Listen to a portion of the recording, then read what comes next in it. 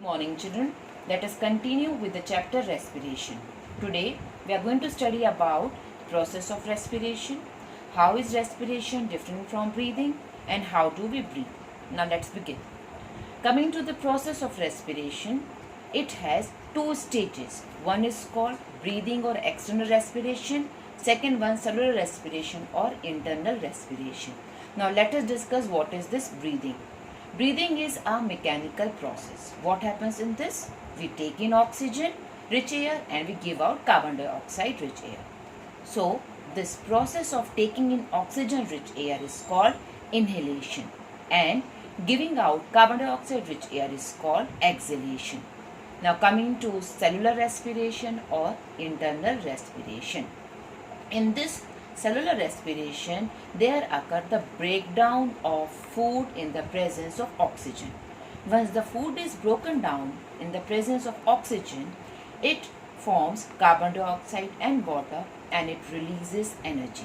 So here glucose, which is actually the food in the presence of oxygen, broken down into carbon dioxide and water, and at this time it releases energy. Now let us discuss what are the differences between breathing and cellular respiration. Coming to breathing first. As we discussed in the previous slide, breathing is just a physical process which involves inhalation and exhalation. In breathing, release of energy does not take place. Breathing is an extracellular process. That means it takes place between the organisms and the environment in which it is living. Now coming to the respiration, as we discussed in the previous slide, in respiration there occur release of energy. Respiration is an intracellular process. Intracellular means the process taking place inside the cell. Respiration is a biochemical process, means it involves the breakdown of food with the release of energy. Now let us discuss what are the organs in case of human respiratory system. Now as in the figure you can see that we take in air through the outer opening which are called nostrils. These are 2 in number. From these nostrils air enters into the nasal cavity. Now this is oral cavity or the mouth cavity. This nasal cavity and the mouth cavity together they open in another cavity which is called pharynx. Now from this pharynx children is the only part of the respiratory system which is common in digestive system also. From here pharynx the 2 tubes open downward. As you can see in the picture, this tube is called the food pipe and the upper tube is called the windpipe. Food pipe is called the esophagus, which then open into the digestive system, and this ring-like cartilaginous tube it is called trachea or the windpipe. Now this trachea then moves downward and there is another opening, or you can say just in front of trachea there is a box called larynx. This is actually the voice box, or we can say larynx is present in the upper part of the trachea. Now this trachea, as you see in this picture, it has got C-shaped incomplete cartilaginous ring. Now why these rings are present? Because if these rings are not there in the trachea, then the trachea, which is a tube, can collapse down. And why I am saying that these rings are incomplete? Because on the back side of the trachea we have the esophagus or the food pipe. So if these rings are complete, then this can block esophagus also. Now from trachea there are 2 tubes which are called bronchi. Singular is called bronchus. These 2 tubes enter into the 2 lungs. Here I have shown the external structure of lung, and here I have shown the internal structure of lungs. Now coming to first point, that where are these lungs situated? These lungs are situated in a cavity called the chest cavity. Now this chest cavity is then supported by a part of skeletal system which is called the rib cage. Now once these bronchus enter inside the lungs, Each bronchus, as you can see in the picture, get divided into finer tubes. These finer tubes are called bronchioles. Now each bronchiole open up into bag-like structure called alveoli or air sacs. Now these alveoli or the air sacs are richly supplied with blood vessels. Now these alveoli are actually the functional unit of lungs, because in these alveoli only there occur the gaseous exchange. Now as you can see in this picture, these alveoli look like bunches of grapes, and each alveoli has a rich supply of blood vessels. Blood through which blood vessels move. Now in these alveoli, oxygen is taken in and carbon dioxide is given out. Now coming to the floor, this dome-shaped structure. This dome-shaped structure is actually the floor of the chest cavity, which is basically muscular sheath and called diaphragm. Now children, it is always said that we should always breathe through nose. Now what's the reason?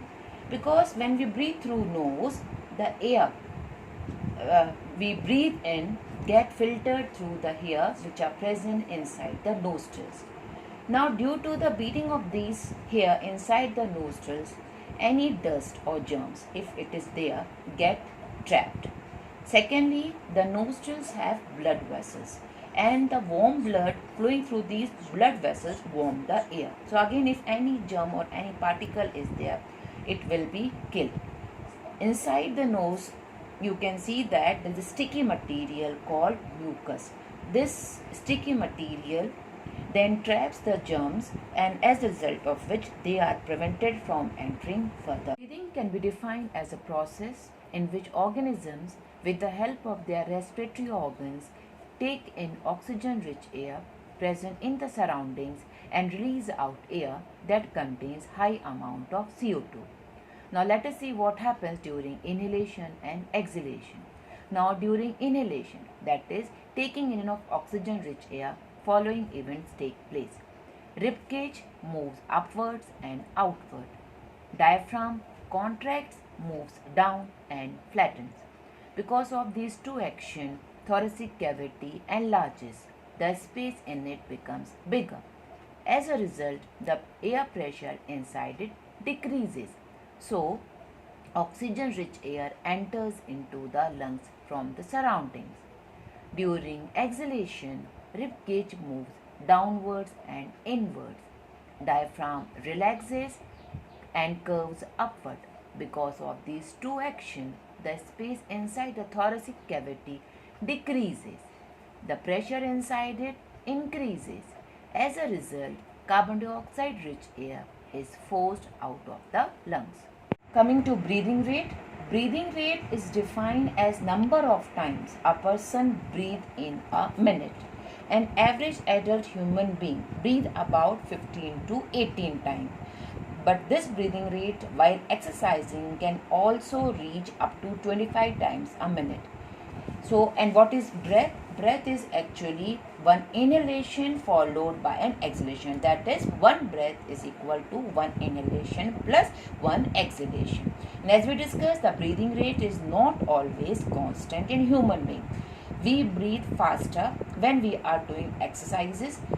When the body need more energy, it breathe faster so that it take in more oxygen so as to break down the food material. Now let us discuss the composition of inhaled and exhaled air. Now when we inhale air, nitrogen is about 78%, oxygen is about 21, argon 0.9, carbon dioxide 0.04, water nil.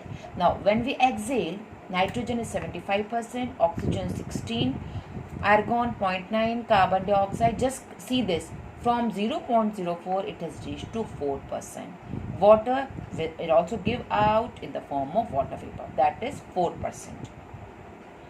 Now coming to assignment, children.